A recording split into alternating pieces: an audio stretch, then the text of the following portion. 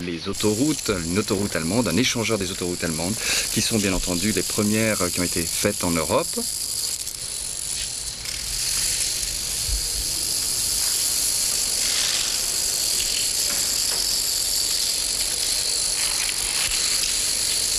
Il y a nettement moins de circulation que sur nos routes en fin d'année. Et les dominos vont faire l'aller et retour.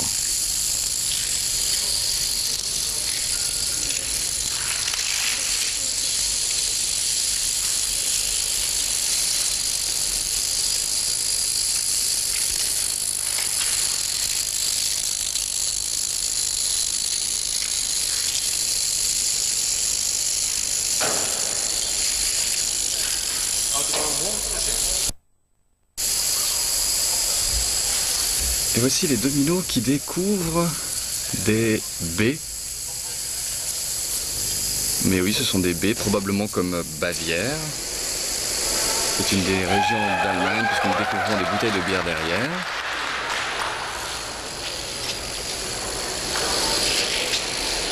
Et voici effectivement une chope de bière. La Bavière étant la capitale de la bière, avec qui trouve son apogée avec la fête de la bière à Munich. Voilà l'apothéose. 3 bouteilles de bière qui remplissent une chope.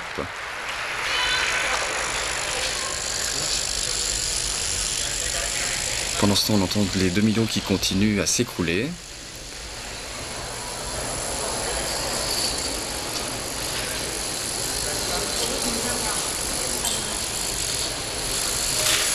Bien sûr, qui aboutissent à un autre aspect magnifique de l'Allemagne, celle du romantisme en musique, puisque nous entendons et nous regardons une partition de la 9e symphonie de Beethoven qui est en train de se découvrir. 9e symphonie de Beethoven, d'une série de 9 symphonies, dont la 3e c'était l'héroïque et la 6e la pastorale.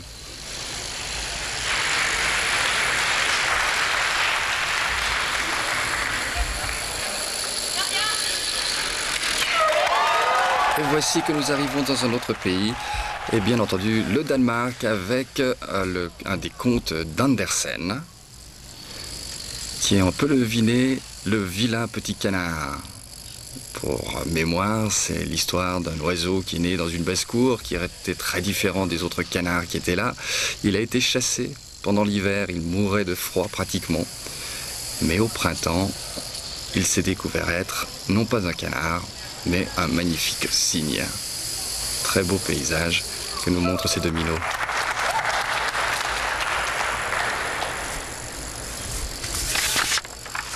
Et voici que nous arrivons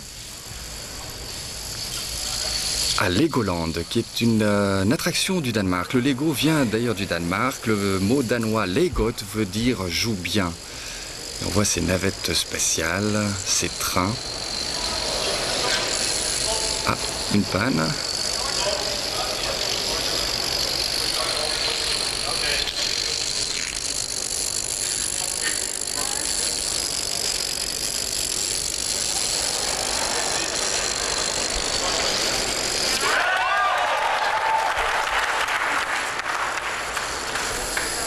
Et nous arrivons ici, voilà, sur un tableau représentant des éoliennes. Effectivement, les éoliennes modernes, avec la recherche de production d'énergie naturelle et nouvelle. Le Danemark s'est spécialisé dans la fabrication d'éoliennes qui sont très très vendues dans le monde, notamment en Californie, où elles sont très recherchées.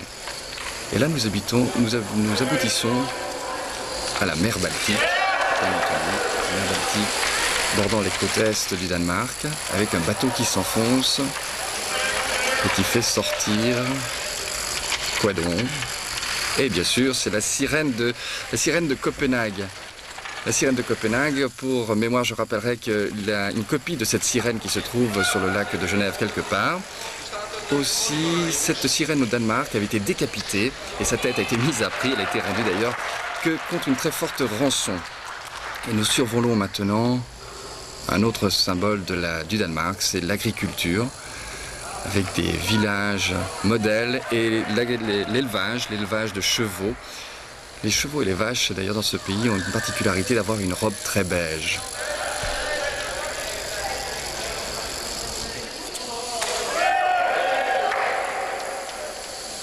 Als je denkt aan de camera.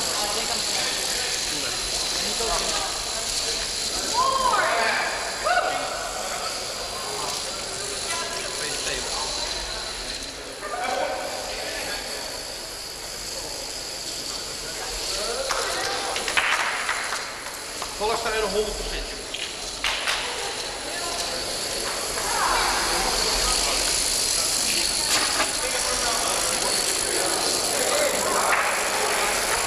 Et avec le Danemark, nous avons atteint les 250 000 dominos écroulés. Nous arrivons maintenant à l'Irlande. À l'Irlande avec bien sûr un château. Je ne sais pas s'ils sont aussi hantés qu'en Écosse.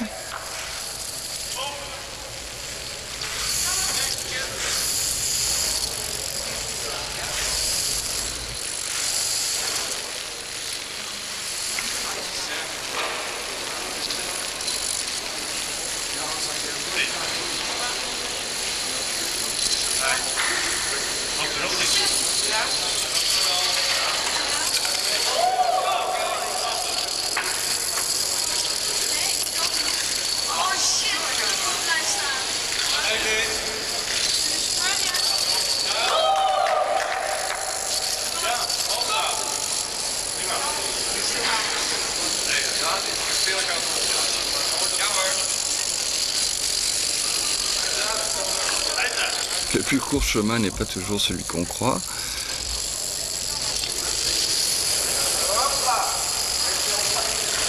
Et les dominos arrivent maintenant sur le trèfle qui est le symbole de l'Irlande. Le trèfle de Saint Patrick. Saint Patrick, qui est le patron de l'Irlande, qui a existé aux alentours de l'année 380, avait utilisé le trèfle pour évangéliser les Irlandais. Et le trèfle représentait la Trinité. Et nous arrivons maintenant sur le drapeau, sur un drapeau irlandais avec une harpe. Mais les autres symboles, je ne les connais pas.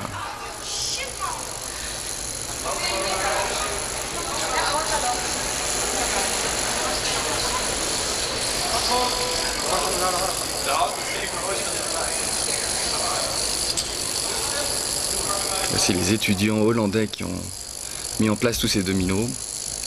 Et nous arrivons à la harpe qui était l'instrument qu'utilisaient les ménestrels et les troubadours pour chanter, et qui est devenu l'instrument d'ailleurs de toute la musique médiévale irlandaise.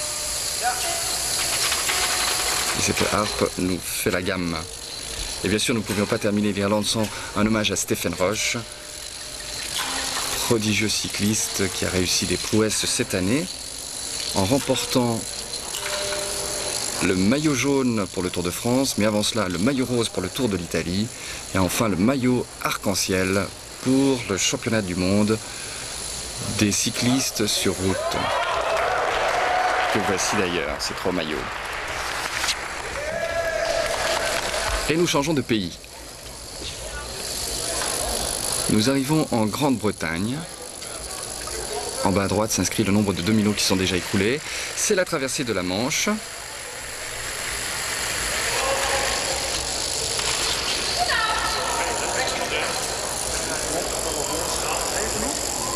Avec, bien entendu, le portrait de Shakespeare. Et la célèbre question, être ou ne pas être, to be or not to be, c'est la question qui était posée dans Hamlet. Hamlet que Shakespeare a écrit au château de Kronberg à Elseneur, qui est au Danemark, que nous venons de quitter.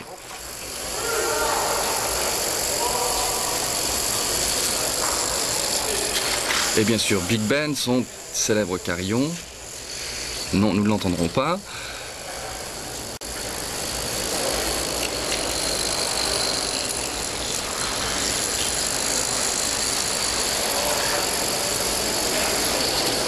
Et nous arrivons bien sûr sur le stade de Wimbledon. Stade de tennis, Wimbledon, qui fait partie du Grand Chelem et qui est le seul des stades où l'on joue au tennis sur du gazon, sur les cours de tennis en gazon. Et devant nous, les Beatles.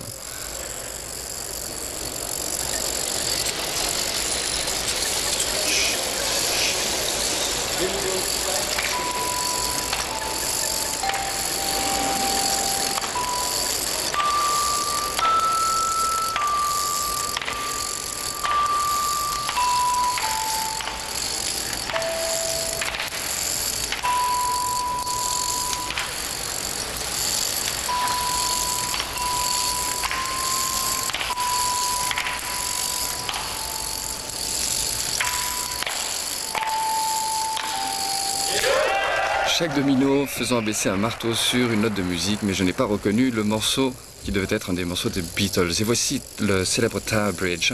Tower Bridge qui a été construit entre 1886 et 1894, qui s'ouvre en son milieu. Pour l'histoire, nous dirons que les rouages ne se sont bloqués que 2 fois, une fois à son inauguration, une deuxième fois en 1968. Et nous arrivons maintenant en Grèce avec les anneaux olympiques, chaque anneau représentant un des 5 continents, le bleu étant l'Europe.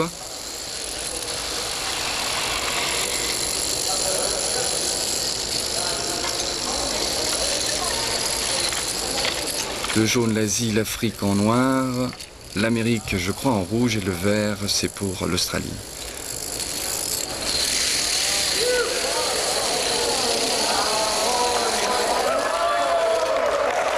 Et le stade olympique derrière.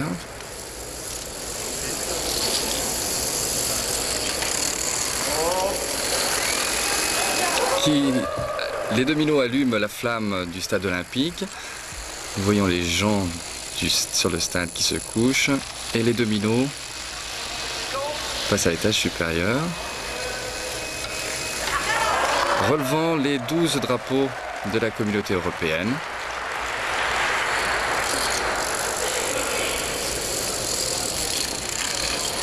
Et voici les dominos qui miment les différentes épreuves sportives, là les différentes courses, le saut à la perche, on y arrive, et la date 1886-1996 qui va représenter le centenaire de la résurrection des Jeux Olympiques depuis que le baron de Pierre de Coubertin en 1886 les a fait revivre. Voici le canal de Corinthe qui sépare le Péloponnèse du reste du continent.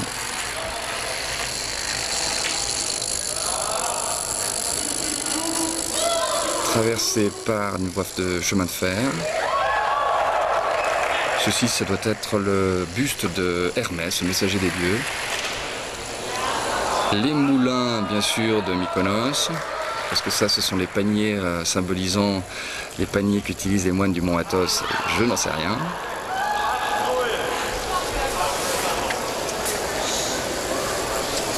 Et bien sûr, nous arrivons maintenant.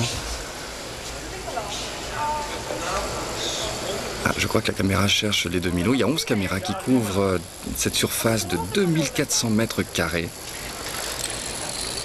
Et voici le cheval de Troie, je crois bien.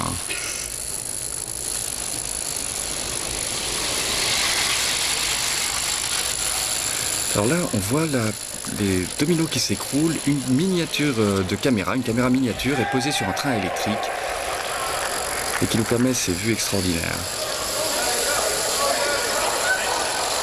Ceci, ça va être les murailles, le mur de Troie toujours, l'attaque de Troie, qui est racontée dans l'épopée d'Homère, dans l'Iliade. Ici, c'est Cupidon, enfin Elias-Eros, le dieu de l'amour, qui qui essaye avec sa flèche d'atteindre le cœur qu'il veut séduire.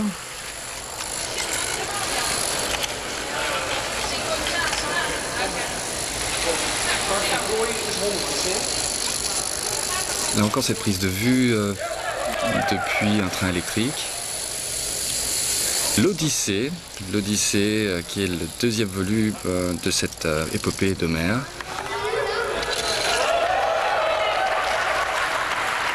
Et qui se termine, je pense, sur un théorème, le théorème d'Archimède, qui parle de l'équilibre des plans, le principe du levier. Et nous arrivons maintenant, nous changeons de pays, avec le nombre de dominos qui se sont écoulés, qui s'inscrivent sur votre écran à droite. Et nous arrivons maintenant à l'Italie, avec la tour de Pise, bien sûr, qui se met en position qu'a voulu l'architecte, ou qu'il n'a pas voulu, ça l'histoire ne l'a jamais dit, n'a jamais déterminé. Et ici, une vue sur le Colisée, avec devant le symbole de la perfection, de la finition des voitures, la Ferrari, c'est une Testarossa. Et là, le portrait, bien sûr, de la Joconde.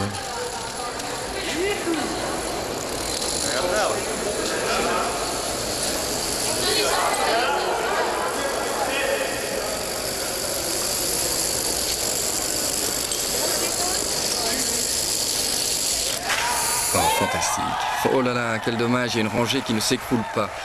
La Joconde Mona Lisa, peinte par Léonard de Vinci, ce tableau se trouve maintenant au Louvre. Malheureusement, il y a une rangée que vous voyez sur la droite qui ne s'est pas écroulée. On le voit en ralenti.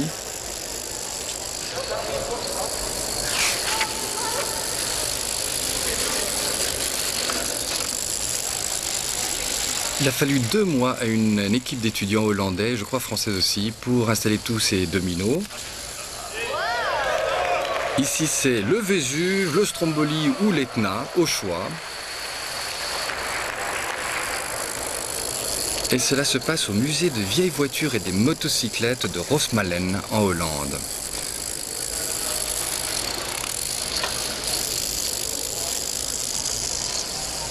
Bien sûr, la célèbre 500, la voiture populaire par excellence, dont on a arrêté la construction en 1987, donc cette année.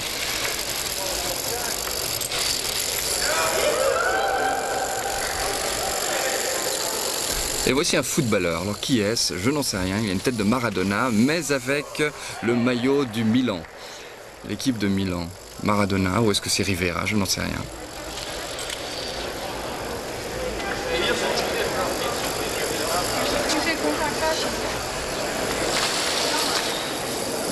Venise et ses gondoles, bien sûr.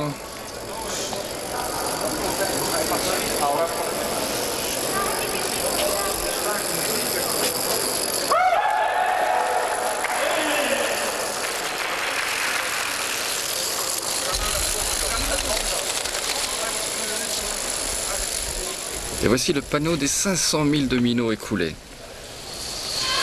Et nous arrivons au Portugal, bien sûr. Avec la carte représentant la découverte des continents, puisque les Portugais ont été des explorateurs redoutables.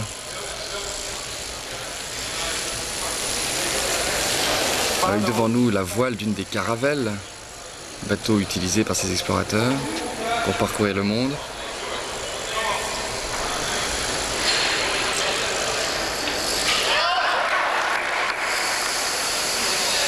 La voile de la caravelle qui s'écroule, les caravelles qui partent et aboutissent à... Ah, ça je n'ai pas vu, voilà une caravelle en plus gros.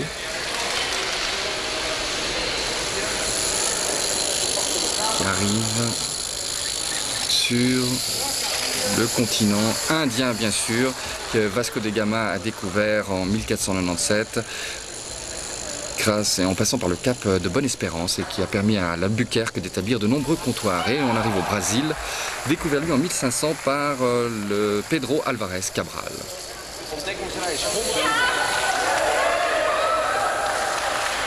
Nous arrivons sur un magnifique pont avec un plateau inférieur.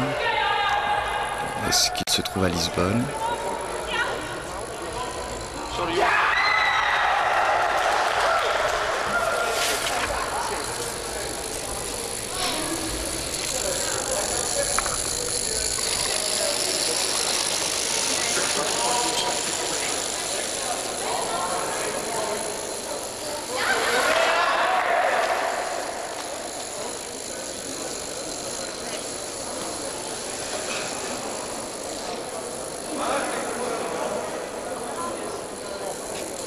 Et voici le coq portugais, en terre cuite, peinte.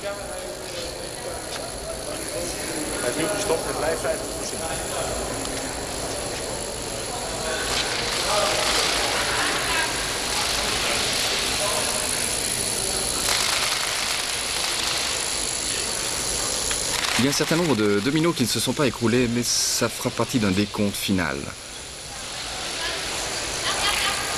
Je rappelle qu'il y en a 1 500 000 de posés. Voici le coq qui s'écroule à son tour.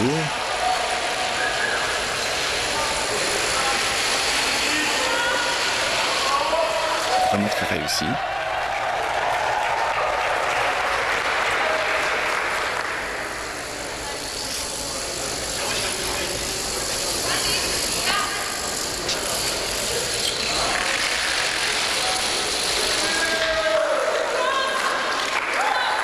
Et nous arrivons en Espagne avec ce drapeau, cette peinture qui a été peinte par Juan Miró, qui est maintenant devenu le drapeau du tourisme.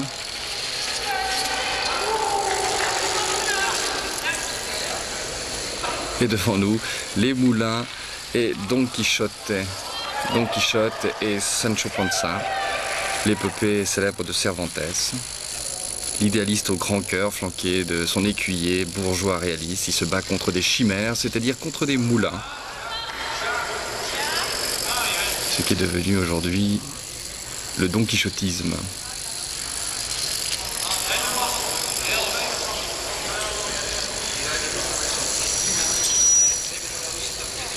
On arrive sur les arènes avec un magnifique taureau et une œuvre de Picasso.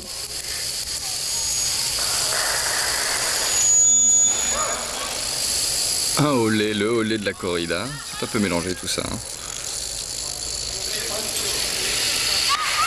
Pour aboutir à la Costa Brava ou la Costa del Sol, qui montre le développement du tourisme qui est très important sur cette côte espagnole, évidemment avec l'hypertrophie des hôtels qui sont développés là-bas. Et ceci, là les têtes sont anxieuses. Il y a aussi les orangers bien sûr.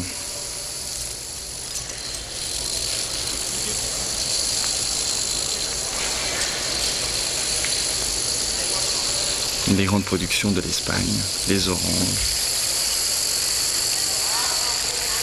qui virent en citron ici.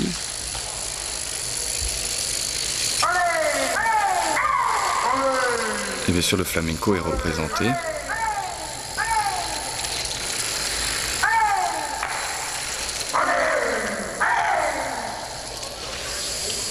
Et le Rioja qui est le vin de table par excellence, mais dont certains rouges sont très bien équilibrés, très bien constitués, très aromatiques et très indiqués pour l'élevage et la conservation, le vieillissement qui s'effectue dans des barriques bordelaises en chêne. Là, je crois que nous avons changé de pays, bien sûr, avec le mont Saint-Michel au fond, la Tour Eiffel et le Sacré-Cœur. Et les guillotines, oh là là, qui ont été supprimées en 1981, et c'est pas de très bon goût, faut avouer.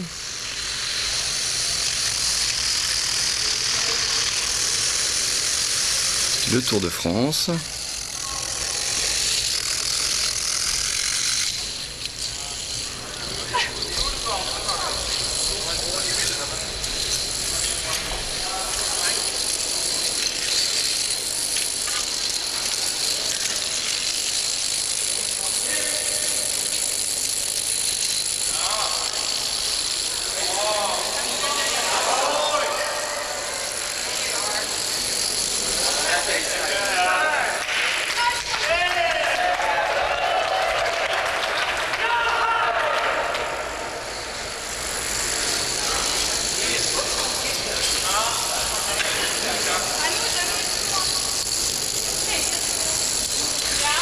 Et ici on s'attaque à la Tour Eiffel, donc qui a été créée en 1889 par Gustave Eiffel pour l'exposition universelle. Elle fait 300 mètres de haut, 320 mètres maintenant avec les antennes de télévision.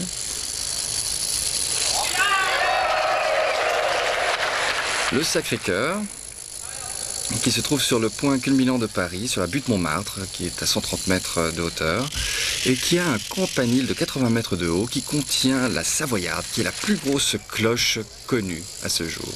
Et nous arrivons à la Bastille. Est-ce que les 2000 vont réussir à détruire la Bastille, ce que les Parisiens ont fait en 1789, le 14 juillet, qui est devenu d'ailleurs la fête nationale? Eh bien non, eh bien non. Les dominos étaient moins forts que les Parisiens à cette époque-là. Et là, nous arrivons à un symbole de l'industrie française, qui est la robotique, l'informatique, qui sont des industries de pointe en France, l'électronique.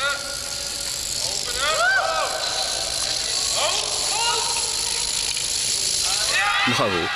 Et qui aboutit sur l'arbre d'une entreprise d'informatique très connue. Nous arrivons à 750 000 dominos écroulés.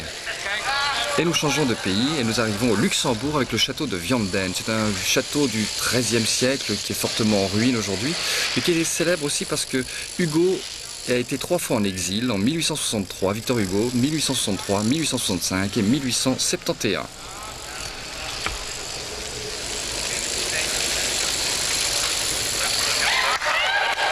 Le château de Vianden, qui se trouve sur l'Our.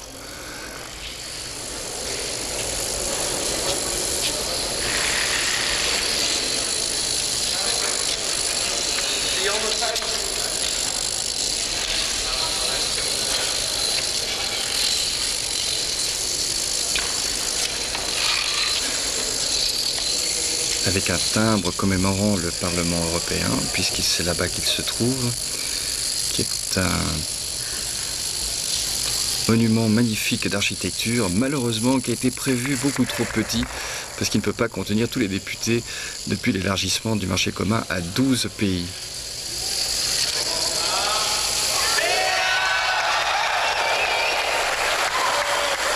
C'est magnifique.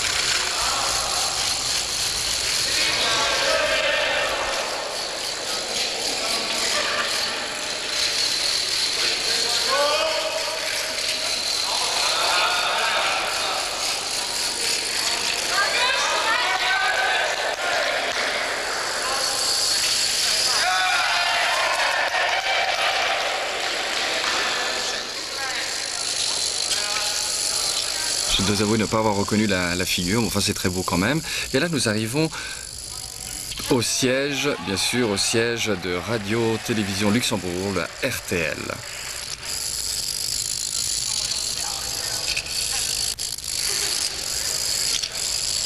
Avec son immense antenne au centre.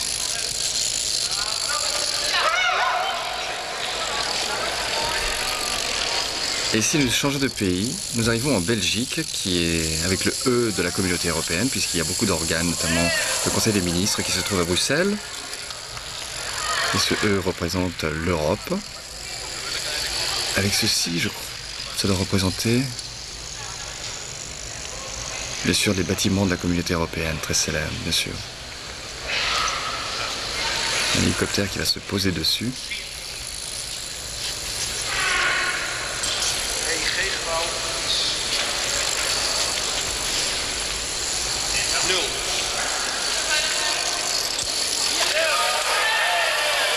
Avec là Max et Moritz, qui sont les précurseurs de la bande dessinée, ceci au début du siècle.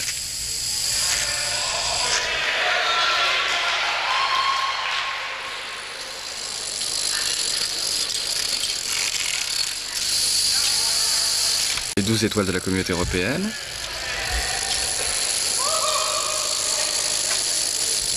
Et le Manneken-Pis. Oh là là, le Manneken-Pis, bien voilà, avec une flaque, qui nous fait une flaque qui s'élargit de plus en plus.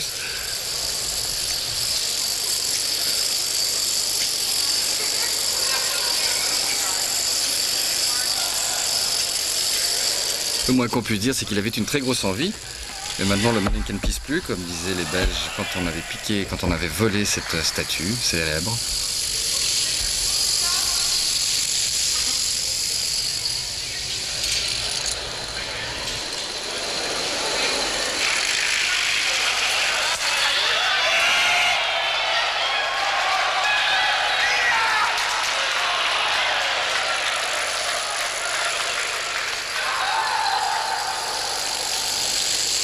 Et voici des cages avec des oiseaux qui sont en fait des pigeons voyageurs. Les Belges sont des colombophiles forcenés et le pigeon voyageur est un sport national dans ce pays.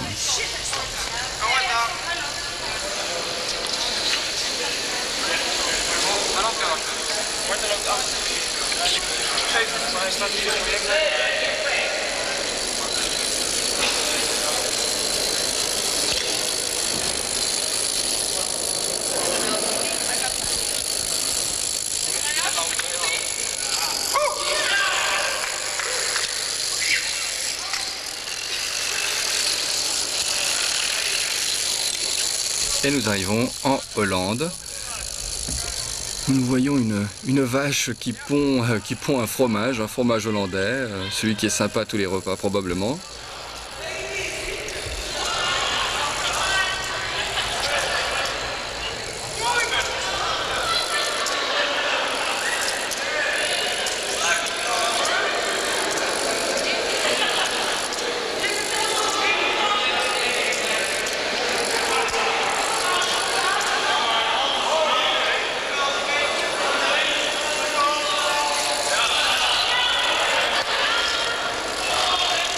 Pas à tous les repas apparemment. On n'a pas envie d'avancer.